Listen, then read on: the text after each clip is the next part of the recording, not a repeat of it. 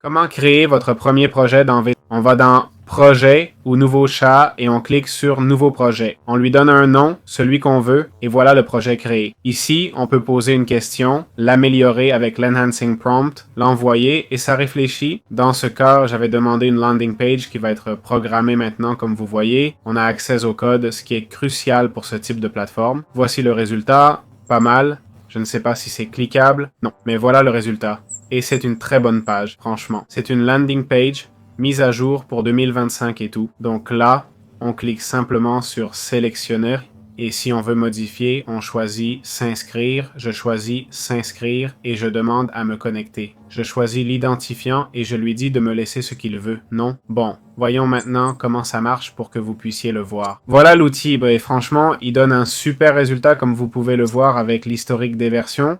Ça a pris du temps à générer, mais regardez, il a mis 800 ou presque 1000 lignes de code du premier coup. C'est dingue. Là, si on clique sur s'inscrire, ah, le nom a changé, je l'ai mal défini. Bref, voilà l'outil, comme vous voyez, il marche vraiment bien, ok? On peut avoir un aperçu ici et tout, on peut aussi l'ouvrir dans un nouvel onglet, ce qui est super intéressant car on va pouvoir voir s'il a un design responsive qui est un truc important.